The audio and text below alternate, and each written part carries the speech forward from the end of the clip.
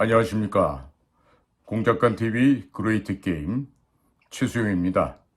오늘도 저희 방송을 시청하시는 전국 곳곳의 국민 여러분들과 또 해외에 계시는 동포 여러분들께 깊은 감사를 드립니다.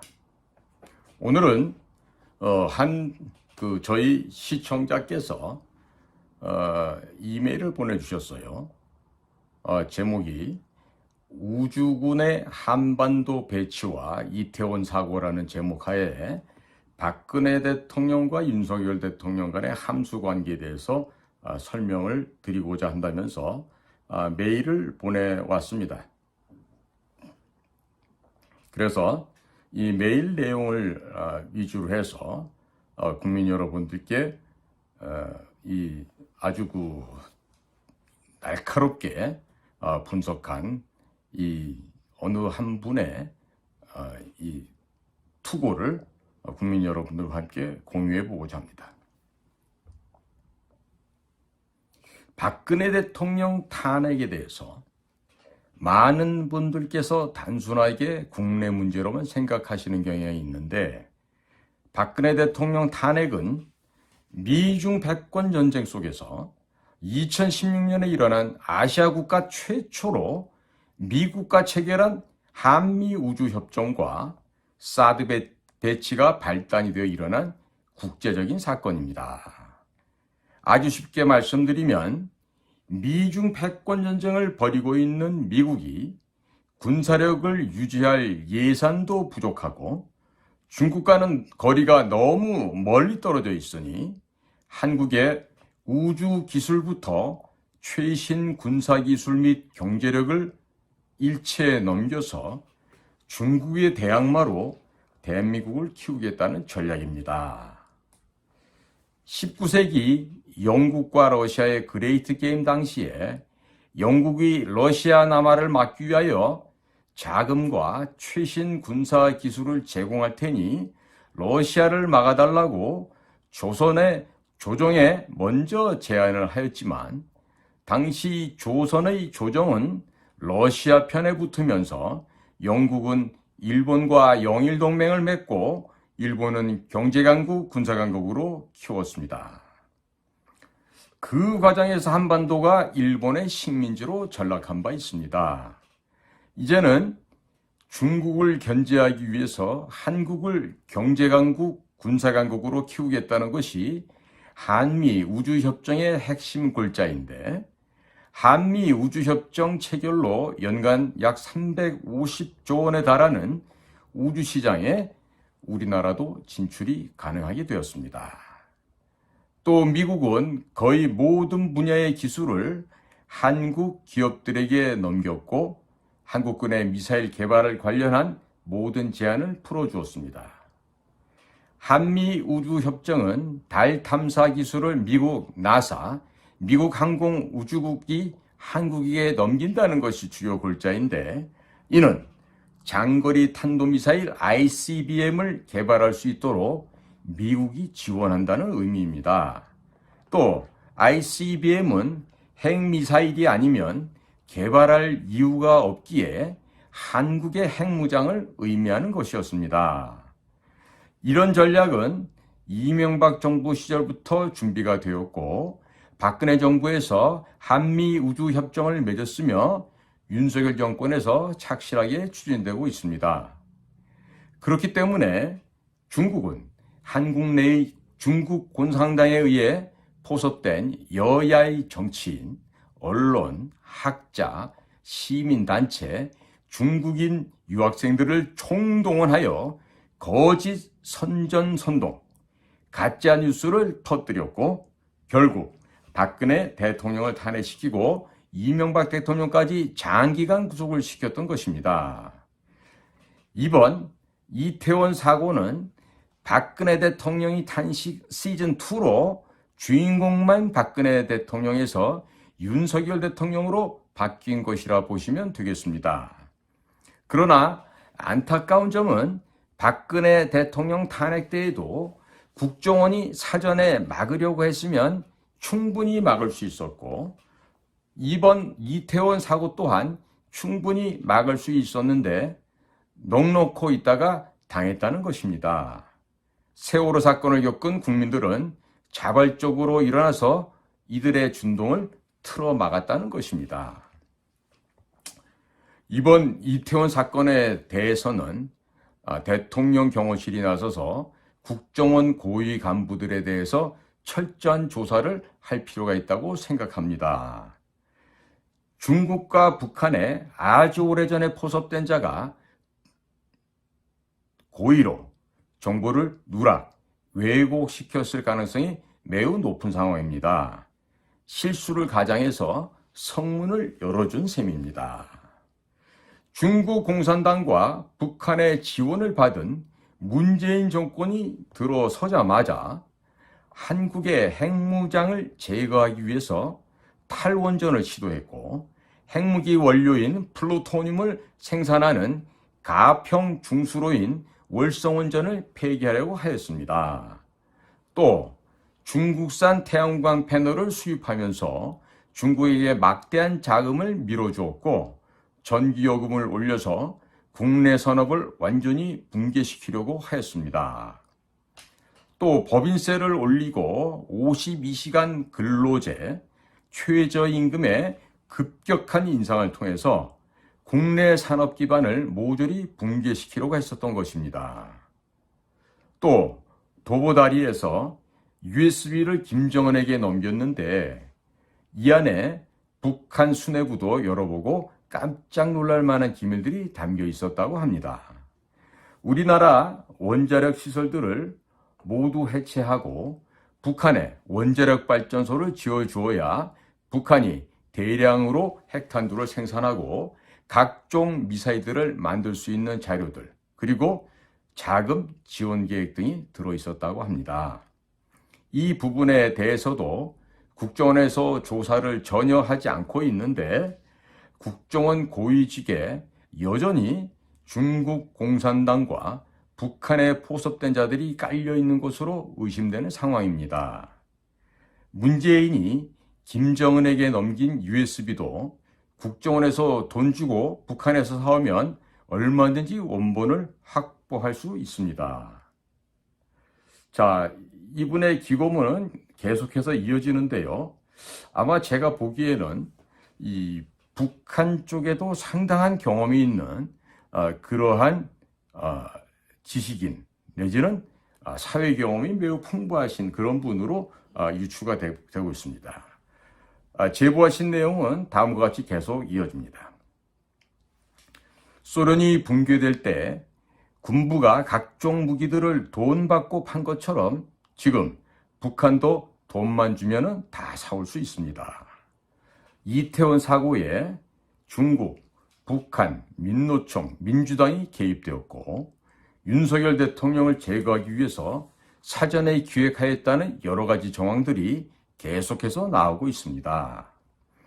박근혜 대통령 탄핵 시에는 권성동, 안철수, 장제원 의원 등이 앞장을 섰고 이태원 사고 때에는 국민의힘 주호영 의원이 국정조사에 합의를 해주면서 대검 국정상황실에 대한 국정조사도 합의해 주었다가 항의를 받기도 하였습니다.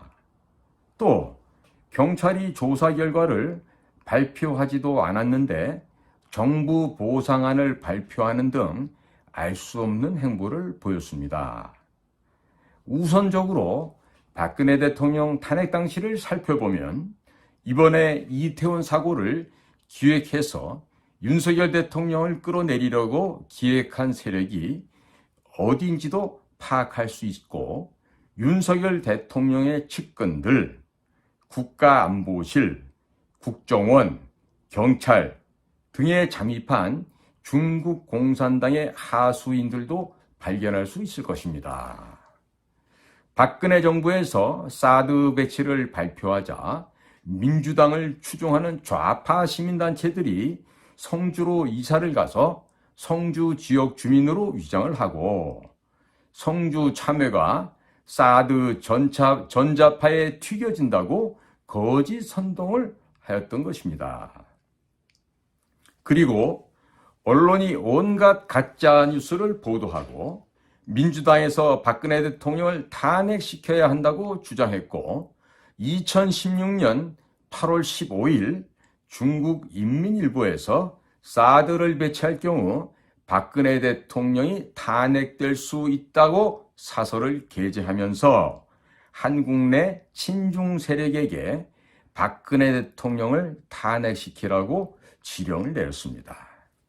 그리고 2016년 11월에 박근혜 대통령에게 당시 새누리당 지도부들이 찾아가서 자진하야, 자진사퇴를 종용하였고 박근혜 대통령이 이를 거부하자 더불어민주당 송영길은 정권을 무너뜨리고 자신들이 정권을 잡게 해준다면 사드를 반대하겠다고 자신들을 지지해달라고 요청한 것이 언론에 폭로된 바 있었습니다. 실제로 2017년 1월 말에는 중국인 유학생 6만여 명이 박근혜 대통령 탄핵 집회에 참석했다는 기사가 나왔습니다. 그리고 민주노총은 매주 가수들을 동원하여 광화문과 서울시청 광장에서 콘서트를 진행하였고 일본 공산주의 단체인 JR 철도 노조를 초청하여 촛불 집회에도 참여시킨 바 있습니다. 또 전교조 선생들은 학생들에게 봉사 점수를 준다면서 촛불 집회에 참여시켰고 온라인 커뮤니티에는 촛불 집회 참가 시 3만 원을 준다면서 촛불 집회 아르바이트생을 모집하기도 하였습니다. 이 당시 수개월 동안 이런 식으로 사용된 자금은 어림잡아도 수백억 원 이상 될 것으로 추정되는데 민주노총의 자금만으로는 이 모든 자금을 제공한다는 것은 불가능하며 중국에서 암호화폐로 국내 각종 친중 단체에 제공된 것으로 추정됩니다. 이 당시 박근혜 정권의 국정원과 국가안보실은 아무것도 하지 않았는데 이는 이미 국정원과 국가안보실이 중국 공산당에 의해서 장악당했다는 것을 의미합니다. 현재 김규현 국정원장은 그 당시 국가안보실에서 근무를 하고 있었습니다. 이 당시 집권 여당이었던 새누리당은 121석을 보유하고 있었으며 당시 법제사법위원장이 현재 국민의힘 권성동 의원이었기에 탄핵을 막으려고 하면 충분히 막을 수 있었으나 새누리당 의원들이 박근혜 대통령에게 몰려가서 자진하야 하라고 압력을 넣었고 이를 박근혜 대통령이 거부하자 법제사법위원장이었던 권성동 의원은 울먹거리면서 헌재에 국민의 이름으로 박근혜 대통령을 파면해 줄 것을 요청하는 장문의 편지를 읽었습니다. 또 장제원 의원은 박근혜 대통령을 탄핵한 뒤에 김어준의 파파이스에 출연하여 자기들이 박근혜 대통령을 탄핵시켰으니 이번 대통령은 문재인 후보가 되니 남는 표를 바른미래당으로 달라고 발언하여 김어준이 박장대소하기도 하였습니다. 그리고 이 당시 안철수 의원은 사드 배치 반대를 하면서 박근혜 적폐라고 쓴 현수막을 들고 사진을 찍었습니다. 국민의힘 전신인 한나라당은 2009년 11월에 중국 북경까지 찾아가서 중국 공산당과 업무 교류 협약에 사인을 하였습니다. 그 내용을 자세히 보면 업무 교류 협약을 파기할 때에도 사전에 중국 공산당과 협의를 하게 되어 있어서 사실상의 노예 계약서를 체결한 것입니다. 한미 상호 방위 조약도 둘 중 한쪽이 파기를 하겠다고 선언하면 1년 후에 자동적으로 파기가 되는데 한나라당이 중국 공산당과 맺은 MOU는 파기 전에 협의를 해야 한다는 것이 말이 되지 않습니다. 또 2015년 당시 새누리당 산하 정책연구소인 여의도연구원은 중국 공산당 산하의 차얼 학회와 또 다른 업무 교류 협약을 맺고 중국이 추진하는 1대1로와 박근혜 정부의 유라시아 이니셔티브를 접목시키는 것을 연구하기도 하였습니다. 더불어민주당의 민주연구원은 2019년에 중국 공산당 당교와 북경에서 업무 교류 협약을 체결하였습니다. 이로써 대한민국의 양대 정당 모두 중국 공산당 하부 조직으로 전락하게 된 것입니다. 이미 2009년부터 현재 국민의힘은 중국 공산당의 조선 총독부로 전락하였고 대한민국을 사회주의 국가로 끌고 가는 정책들을 만들기 시작했으며 한나라당 시절부터 애국 보수적인 인사들을 서서히 공천에서 배제하면서 좌익 인사들을 끌어들이는 작업을 하였습니다. 그런 작업들이 절정에 달한 시점이 박근혜 대통령이 2015년에 중국 공산당 전승절 행사에 참여하여 천안문에 올라갔던 사건입니다. 미국에서 여러 루트를 통해서 박근혜 대통령에게 중국 공산당 전승절 행사에 참석하지 말 것을 간곡하게 요청하였지만 주변의 참모들이 박근혜 대통령의 눈과 이를 가리고 전승절에 참여하도록 만든 것입니다. 이 과정에서 우리가 눈여겨봐야 하는 사람은 현재 김규현 국정원장입니다. 이 글쓴이는요, 아무리 봐도 우리 국내의 정치 변화 사정이나 또 힘의 역학관계, 또 국제관계를 상당히 아주 예리하게 꿰뚫어보고 있는 분 같아요. 마치 미국의 조지 프리드만 교수의 제자가 아닐까 하는 그런 또 의심이 가기도 합니다. 조사하는 거나 이 내용을 보면요, 굉장히 정교하고 문장 구성이 매우 논리적이라는 것을 이렇게 볼 수가 있습니다. 이어지는 얘기는 다음과 같습니다. 윤석열 정권의 김규현 국정원장은 서울대학교 치과대학 학사로 졸업을 하고 하버드대학교 행정학 석사 학위를 취득한 후 제14회 외무고시에 합격을 하고 주로 미국 쪽에서 외교관으로 활동하였습니다. 그런데 박근혜 정권에서 갑자기 국가안보실 1차장 겸 국가안전보장회의 사무처장이 되었고 2015년 10월에는 국가안보실 2차장이 되었습니다. 외교부 쪽 직원들 말에 의하면 김규현 국정원장은 데스크가 중요하다면서 외국의 대사로도 나가는 것을 기피한 인물이었고 현장하고는 전혀 거리가 먼 사람이라는 것이 갑자기 국가안보실 차장이 되었던 것입니다. 실력으로 그 자리에 올라간 것은 아니라는 생각이 드는 대목입니다. 이러면서 여러분도 회사를 다녀보셔서 아시겠지만 실적이 없는데 진급을 하려면 상관들에게 여러 가지 많은 일을 해야 한다는 것을 잘 아실 겁니다.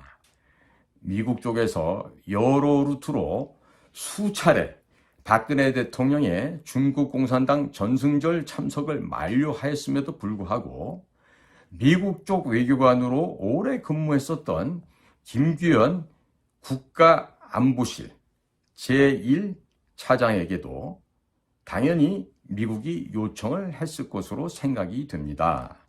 그런데 박근혜 대통령의 중국 전승절 방문을 막지 못하였고 박근혜 대통령 탄핵 시도가 있었음에도 불구하고 아무런 구체적인 대응을 하지 않았다는 것입니다.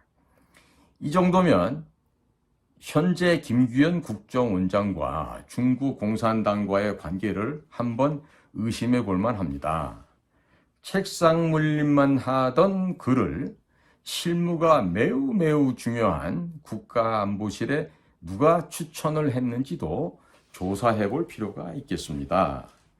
민간 분야 중소기업에서도 한 번 실패한 임원은 채용을 하지 않는데, 자기가 모시던 박근혜 대통령께서 중국 공산당 전승절에 참석하는 것, 또 탄핵되고 구속되는 것을 막지 못하였다면 중국 공산당에 이미 오래전에 포섭되었거나 아니면 매우 무능한 사람이라고 합리적인 의심을 해볼 수 있습니다.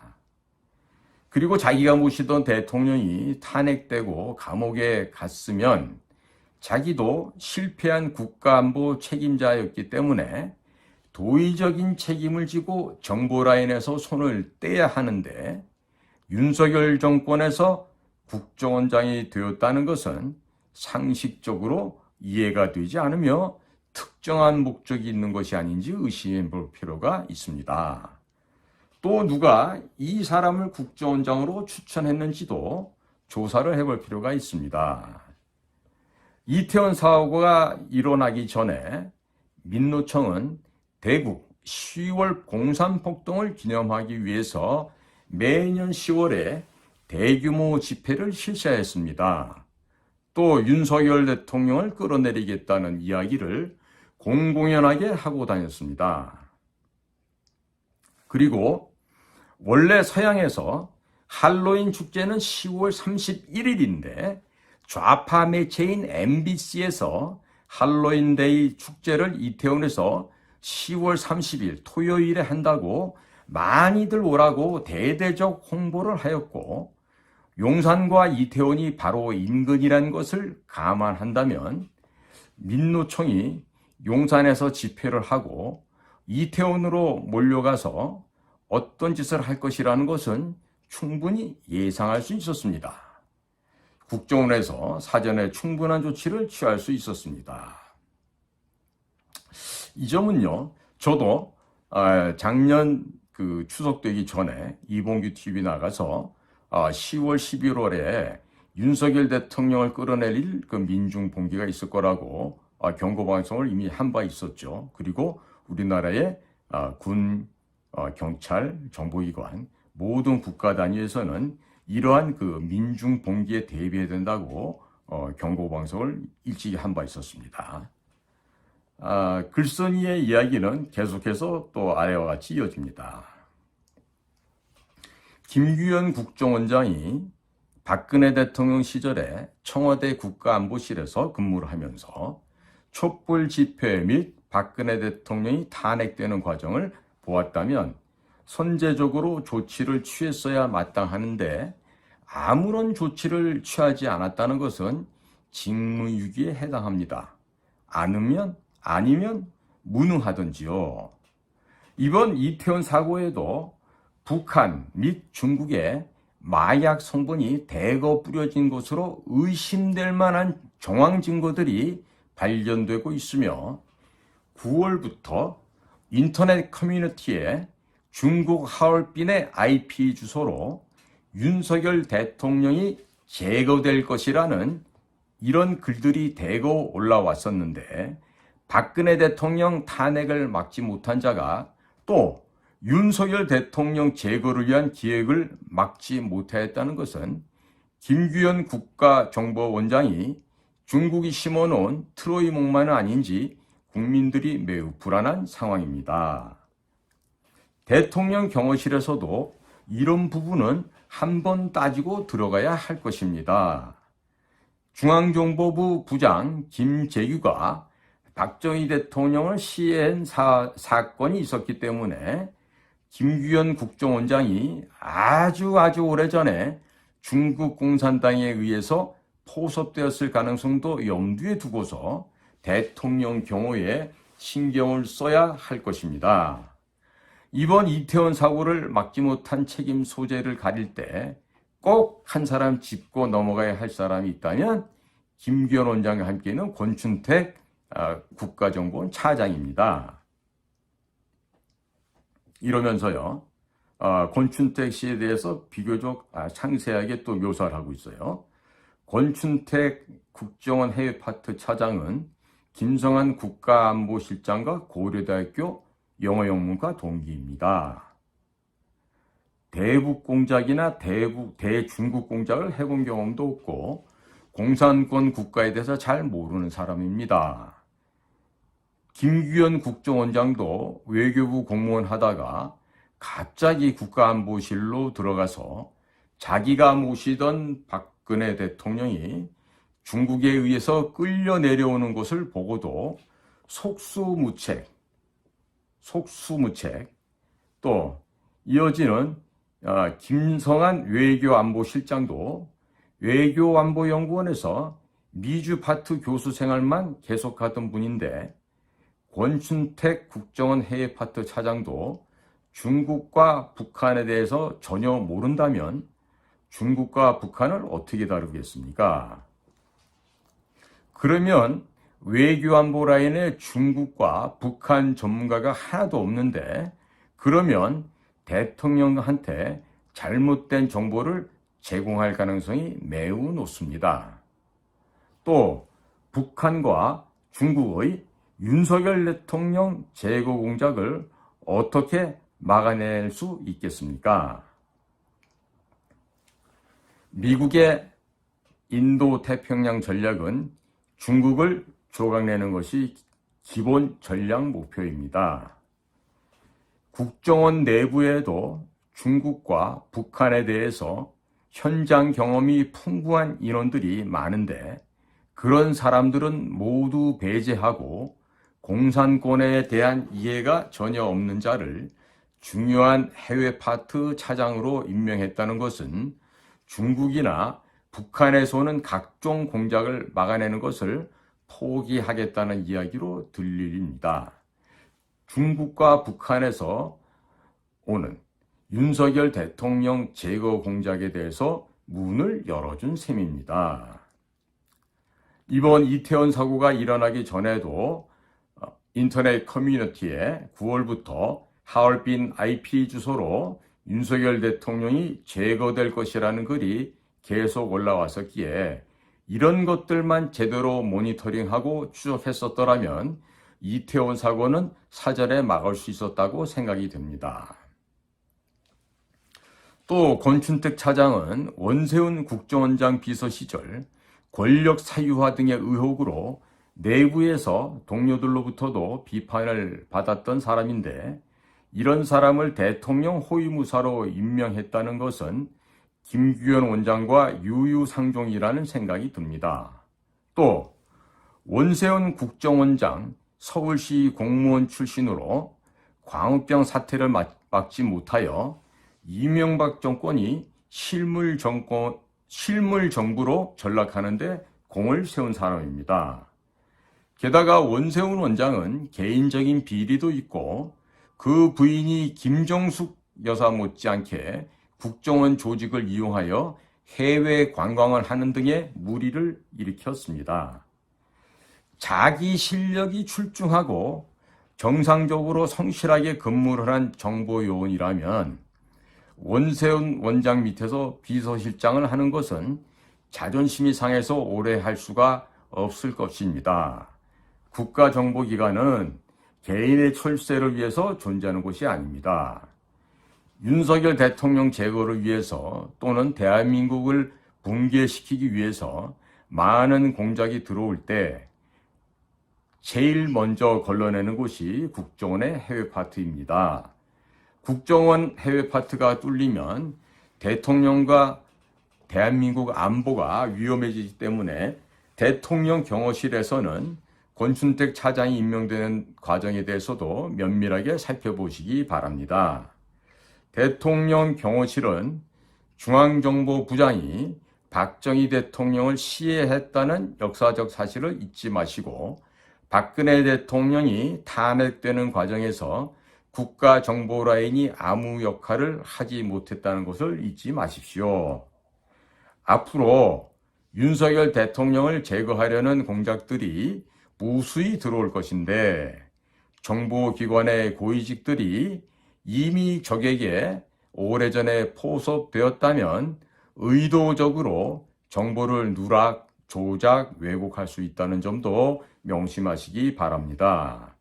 이태원 사고는 국정원이 충분히 막을 수 있었지만 정보기관이 아무 일을 안 했고 사고 후에 국민들이 좌익 세력들의 준동을 틀어막았다는 것을 잊지 마시길 바랍니다.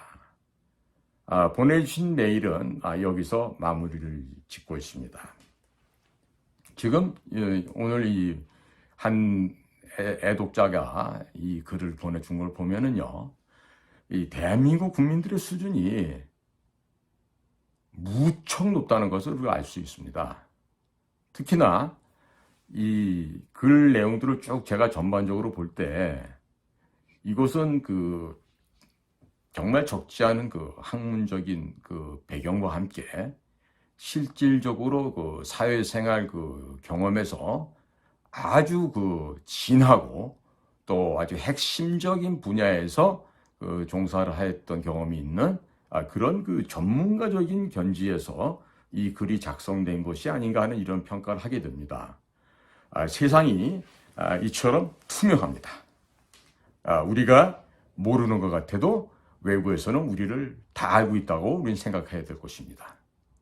특히나 지금 이 기고된 이 문장을 보면은요, 이 정보기관에 대해서도 상당 부분을 지금 짚고 있는데요.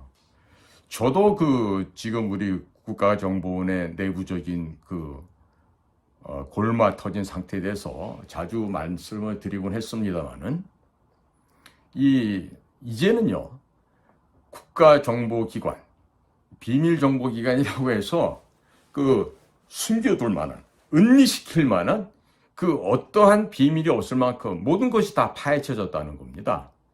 이제는 더 이상 드러낼 민낯조차 없는 상황이 되어버린 것이죠. 특히나 서훈이 2017년에 국가정보원장으로 부임을 하면서 국정원의 발전 개혁을 위한 특별위원회, 즉 적폐청산위원회 TF를 만들어서 민변의 변호사들 또 현직 검사들 중에서 박범계 의원, 박범계 후에 이제 법무장관이 되죠. 박범계의 라인이었던 사람들, 그리고 참 도무지 우리가 이해할 수 없는 부류의 외부 인사들, 또 성공회대 무슨 정혜구라는 교수, 거기다 이제 치명적으로 국정원을 파괴하는 데 일조했던 사람들은요, 중앙정보부 안전기획부 시절에 입사했던 비교적 나이가 있는 유경험자들로서 적폐청산위원회에 참여해서 도륙질을 하고 고향집을 파괴시키며 동료들을 죽여 없애버리는 과정에 동조했던 자들이 있었다는 겁니다. 그들은 적폐청산위원회에 참여하여 내부적인 비밀 정보 자료를 공개하는데도 서슴지 않고 동조하였고, 또 동료들이 또 후배들이 억울한 누명을 쓰고 형무소에 가서 옥살이를 할 때 그렇게 참여했던 자들은 해외 다른 나라의 대사로 파견 나가고 또 다른 고위관직을 얻어서 또 후반부를 멋있게 릴렉스하는 그들만의 유복하고 행복한 삶을 살았던 것으로 지금 보여져요. 과연 내가 근무했던 조직의 내부 심장을 파헤치고 그 내부에 숨겨져 있는 절대 바깥으로 보여줘서는 안 될 절대 비밀, 그 비밀들을 닭 모이 쫓듯이 쫓아서 다 파헤쳐 알리고, 또 비밀 취급 인가도 없는 민간인들이 그 모든 비밀 자료를 열독하게 함으로써 우리 조직 내에서 비밀 업무를 수행했던 우리 정보 요원들이 정말 형언할 수 없는 수모와 굴욕을 받으면서 형무소 생활을 하고, 이후에는 연금도 박탈당하며 경제적으로도 매우 어려운 생활을 하였다는 이 점이 비록 지금 사면복권은 되었다고 하지만 경제적으로는 거의 그렇지 못한 것으로 알고 있습니다. 지금 우리가 이 복잡하게 돌아가는 국제정세, 특히나 한반도를 둘러싸고 있는 여러 나라들의 저마다의 이해관계가 다 상이합니다. 따라서 우리는 조선말에 멍청한 판단을 하고 세계의 변화 동향을 전혀 감지하지 못했던 조선의 왕실, 특히나 우매하기 짝이 없었던 고종, 민비, 이런 부류의 인간들의 모습을 다시 되풀이해서야 우리가 되겠습니까? 우리는 주도적으로 앞으로 닥칠 우리의 미래를 우리 스스로가 헤쳐나갈 수 있는 지혜와 역량을 구비하고 또 그것을 더욱더 강화시키게 될 것으로 믿습니다. 오늘은 박근혜 대통령과 윤석열 대통령과의 함수관계, 이 두 분의 관계를 통해서 바라본 여러 가지 국내의 변화상에 대해서 말씀을 올렸습니다. 오늘도 저희 공작관TV 그레이트 게임 경청해 주신 모든 시청자 여러분들, 또 국내외의 동포 국민 여러분들께 감사를 드립니다. 다들 안녕히 계십시오.